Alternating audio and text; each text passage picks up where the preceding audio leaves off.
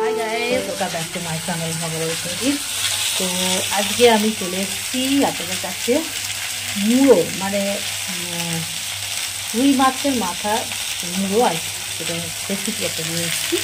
সেটা হচ্ছে মুড়ো দিয়ে একটু তরকারি করা। তো মুড়ো তো সবসময় আমরা ঝাল দিয়ে করে খাই। তারপরে মুড়ো নানা রকম রেসিপি আছে। ঝোলেতে আমরা মুড়ো দিই না, কারণ একটা গন্ধ ছাড়ে বলে, ওই জন্য দিই না, আঁচড়ে গন্ধ ছাড়ে। তো ঝাল দিয়ে খাই, পোস্ত দিয়ে করি, সর্ষে দিয়ে করি, তারপরে মুগের ডাল দিয়ে করি। তো আজকে আমি ভাবলাম যে শাক তো নেই, তো একটা দেখা যাক মুড়োটা দিয়ে কোনো তরকারি করা যায়। চলুন কী তরকারি করছি আর কীভাবে করছি সেটা আপনাদের সঙ্গে আমি শেয়ার করতে চলে এলাম। চলুন দেখো, আমার বেগুন আছে, এখানে কুমড়ো আছে, আলু আছে, আর দুটো কচু ছিল, দিয়ে দিয়েছি। ঠিক আছে, এইবার আমি আপনাদেরকে দেখাচ্ছি মুড়োটা। তো এই যে মুড়োটা আমি ভেজে নিয়েছি। তো একটা মুড়োকে আমি এরকম 4 ভাগ করে নিয়েছি। মুড়োটার সাইজটা কিন্তু এরকম, আর দরকার পড়লে এই মুড়োটা দেবো, নাহলে এই মুড়োটা থাকবে, অন্য কিছু করবো। তো এইটা এখনও দিইনি, মুড়োটা কিচ্ছু নয়, এর সাথে মশলা খালি যাবে। তো পেঁয়াজ হলে আমার ভালো হতো, কিন্তু যেহেতু পেঁয়াজটা আমার ঘরে এই মুহূর্তে নেই, সেই জন্য আমি 2টো রসুন কোয়া গ্রেট করেছি। এই চামচের 1 চামচের টমেটো সস নিয়েছি, আর নিয়েছি একটুখানি গোলমরিচ, হলুদ, লঙ্কা গুঁড়ো, চিনি, নুন, জিরে গুঁড়ো, ধনে গুঁড়ো, আর নিয়েছি হিং একটু দিয়ে, সামান্য 1 ফোঁটা দুধ দিয়ে এটাকে আমি গ্রেট করে রেখেছি।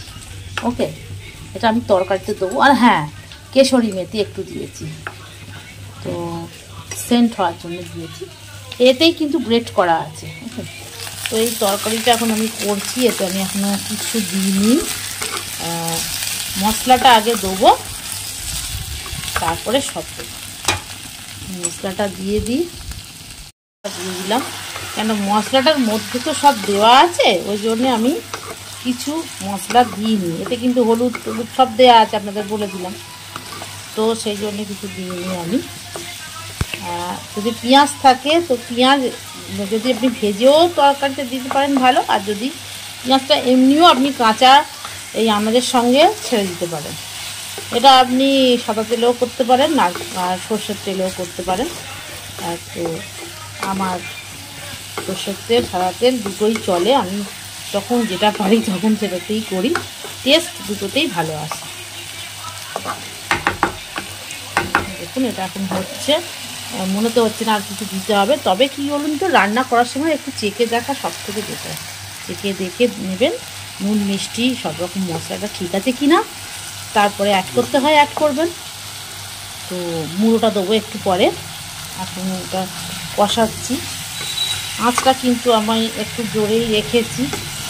ঠিক আছে, তো আজকে মনে হলো আপনাদের সঙ্গে এই মুড়োর রেসিপিটা, মানে মুড়োর তরকারির রেসিপিটা আপনাদের সাথে শেয়ার করি।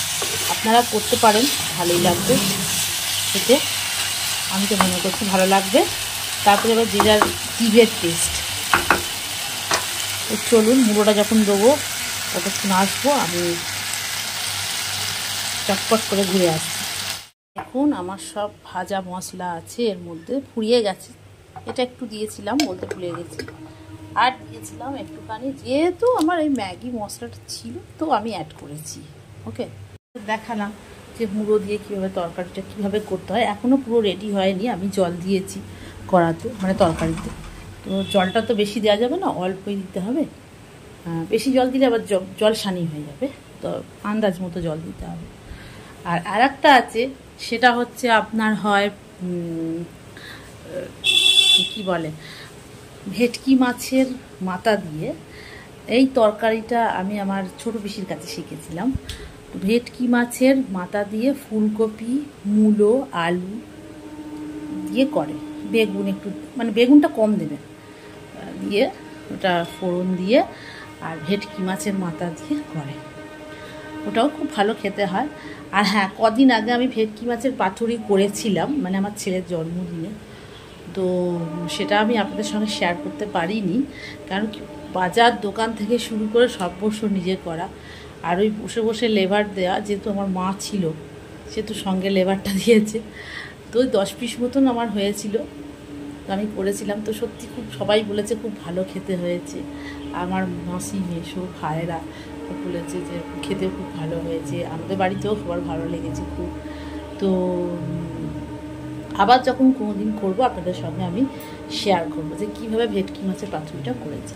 এর আগে ইলিশের পাতুরি আপনাদের দিয়েছি, সেটা আমি তাওয়াতে করেছিলাম, আর এটা আমি ভাপা করেছি। এই যে ভেটকি মাছের পাতুরিটা, এটা কিন্তু ভাপা করেছি। তো এটা সত্যি খুব খেতে সুন্দর হয়েছিল, আর সেটা শেয়ার করা হয়নি আপনাদেরকে, সরি, তার জন্য ক্ষমা প্রার্থনীয়। কারণ কি আমি শেয়ার করে উঠতে পারিনি, এমনই তখন ছেলের শরীর খারাপ হয়েছিল, সবে সবে উঠেছে, জন্মদিনটায় যে খেতে পারবে এটাই হচ্ছে আয়োজন করতে পারবো, সেটাই হচ্ছে বড় একটা মানে হয়ে দাঁড়িয়েছি, হয়ে দাঁড়িয়েছিল। তো যাই হোক, হয়ে গেছে ঠাকুরের আশীর্বাদে। তো সেক্ষেত্রে আমি যা কিছু স্পেশাল রান্না করি আপনাদেরকে শেয়ার করি, যেটা আমি জানি। হয়তো আরও অনেকে আরও অনেক রকমভাবে রান্না করতে জানেন, আরও ভালো রাঁধুনি আছে সবাই, সেটা তো ঠিকই। আর আমি যেটা শিখেছি বা আমি যেটা পারি সেটাই আপনাদের সঙ্গে আমি শেয়ার করছি। আর আপনারা একবার হলেও করে দেখবেন, খারাপ লাগবে না, ভালো লাগবে। তো তরকারিটা রেডি হলেই আমি আপনাদের সামনে উপস্থিত হব।